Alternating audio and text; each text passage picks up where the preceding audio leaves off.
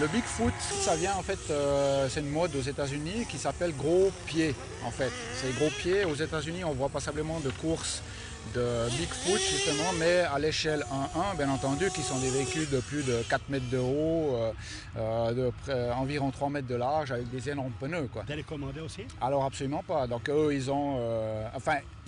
se donnent les moyens de faire à l'échelle 1-1.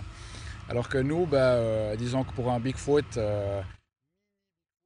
on garde un petit peu cette mentalité grands enfants, on se fait plaisir avec ces petites choses et puis on a un petit peu cette mentalité ouvert à tous, on est tous une bande de potes, il n'y a pas de blond, de noir, de gris ou de jaune, tout le monde est à la même enseigne et puis on essaye, nous les plus anciens, entre guillemets, on essaye d'un petit peu initier les jeunes, leur apprendre tout ce qui est réglage, tout ce qui est technique sur les moteurs, technique sur les roues, parce que les modèles de base, on a la possibilité de les modifier énormément pour avoir des débattements de suspension plus grands, pour avoir des moteurs plus puissants, pour faire une sorte de compétition, si on veut bien. Oui, alors justement, vous les faites. Le but, c'est de les faire aller vite et bien. Voilà. Vous faites des courses aussi, alors? Alors, il existe en France. Malheureusement, en Suisse, on est un petit peu mal loti par rapport à ce genre de course parce que ça fait du bruit. Puis en Suisse, les gens n'aiment pas beaucoup le bruit. Il existe en France des courses de MCT, en fait, ils appellent ça.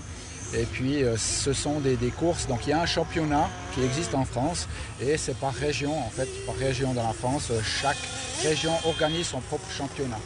Et il y a possibilité, justement, après, de grimper dans ces championnats. Mais l'avantage du Mini Monster, c'est que ça reste quand même bon enfant sans pour autant rentrer dans une compétition au style les Jeux Olympiques ou des choses comme ça. Pour un qui débute, il doit compter combien d'investissement pour commencer? Alors si on prend le modèle de base, sorti d'usine, en fait, il y a passablement de marques qui le proposent, mais un modèle de base, il faut compter environ dans les 600-700 francs pour le modèle de base. Après, c'est clair, il faut s'équiper de ce qui est benzine. La benzine coûte très cher, c'est quasiment... nous, on paye presque 90 francs pour les 5 litres.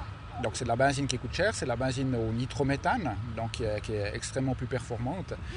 Et puis, disons, grosso modo, aux alentours des 1000 francs, on arrive à s'en sortir avec un modèle, une bonne télécommande et puis quelques pièces à côté, un petit peu pièces performance, comme on appelle ça, quoi.